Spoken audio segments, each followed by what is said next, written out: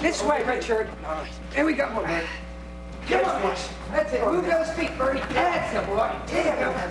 Get him up. How are you waiting, Richard? Come on, Bernie. Move those feet. He's going to be hurting. Oh, loosen him. Loosen him. Put him on the couch. Put him down. Okay, in case you don't know the movie, the guy in the blue shirt's dead. Okay, it was a clip from a movie, Bernie's Weekend at Bernie's. We've got a real Weekend at Bernie's story for you. A man in Ohio, ruled dead 20 years ago, he reappears, stands in front of a judge, but the judge says, no, your death status stands. You are not alive. Charles, that's an incredible way to avoid taxation. It certainly is. And I got to tell you here, it didn't help that he went in front of the same judge that declared him dead in the first place. Is that true? Yeah. I didn't know that. So this judge is like, are you kidding me? By the way, the guy wants Social Security benefits. He wants a driver's license. And, you know, his death benefits were going to his kids. He wants to reverse that. The judge is like, are you kidding me? Get the heck out of here. You know what? You gamed the system. You didn't, you weren't part of the system for 20 years. So he purposely disappeared. Well, he said he was an alcoholic and he got lost. He lost his job. Okay, but, right. you know, whatever it was, certainly he can't be rewarded for it. Although his lawyer does think that somehow they'll go somewhere else and ultimately get all those benefits. Okay, I've just reversed my opinion, actually. He is all right. We are hours away from President Obama officially nominating Janet Yellen as Fed chair. Stocks a little bit higher on that news. It's a modest bump. Look, Charles, she's a money printer, we are told. A money printer in the Ben Bernanke mold. Right. And I think that's why the Dow has this very modest bump. Or is that modest bump because there may be light at the end of the debt tunnel? I think the market's far more concerned about this debt tunnel thing than Janet Yellen right now. That's not news. We kind of knew after Summers withdrew his name, his hat from the ring. And I also think that the market, a lot of people in the market would love to see the rally baton, no matter what you believe, you know, go from supposed money printing to an actual economy that's working. I mean, at some point, you just can't have $3.5–4 trillion on the Fed balance sheet and think that you can sleep well at night forever. Watch out, everybody. Judge Andrew Napolitano is here. He usually has some pretty strong opinions on the Federal Reserve. What's your opinion on the appointment of Janet Yellen?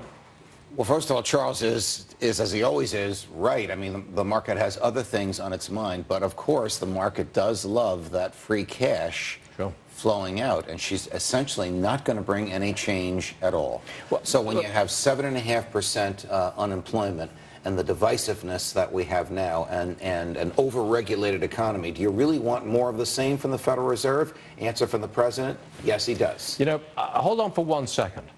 You imply that all this money printing, the money goes to the stock market. I disagree. I think the money goes to the bond market, keeping interest rates way down. So the return on my bank CD or my bond is negligible. So if I want a good rate of return, I put it into stocks. I think technically you're right. But the investor class likes when the Federal Reserve prints cash, no matter how long it takes to get to them and how they choose to invest it. If the president shocks everybody and instead of walking out with Janet Yellen in a few hours, walks out with Ron Paul, I think, and I say that with glee, not with derision. This is a fantasy that I have. Yes, I think you'll see a severe reaction on the part of the stock market because the press, the Fed's printing presses will be thrown into the Potomac River. That'll be a 1,000-point loss. 10 seconds. Like it's pedometer. They'll roll it back to zero and start from scratch. Hold on a second. Judge, you're right sitting there. I want you to listen to what the president said yesterday about the debt ceiling, then respond to it. Listen to this. Because it's called raising the debt ceiling, I think a lot of Americans think it's raising our debt. It is not raising our debt. This does not add a dime to our debt. Respond. That is 180% wrong. Correct.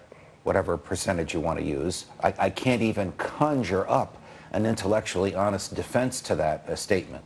Right now, the debt of the federal government is approaching $17 trillion.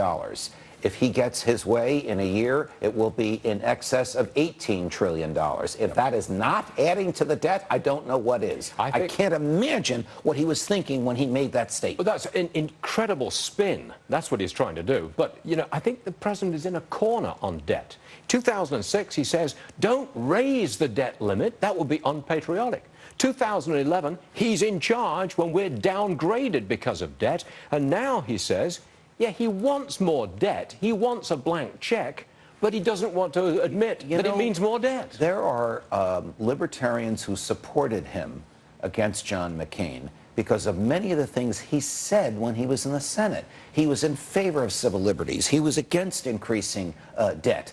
As soon as he got into the White House, he became the opposite of that which he said he would be.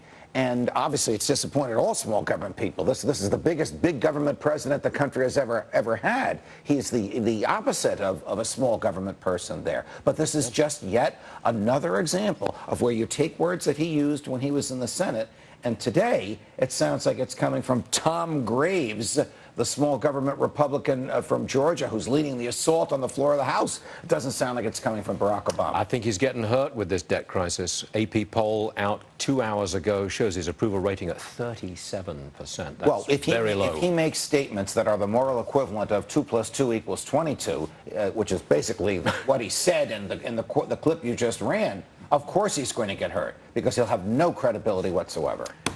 Judge, many thanks. Always good. Pleasure, Thank you, guys. sir. Ron Paul. Yeah, Ron Paul. In the unlikely event.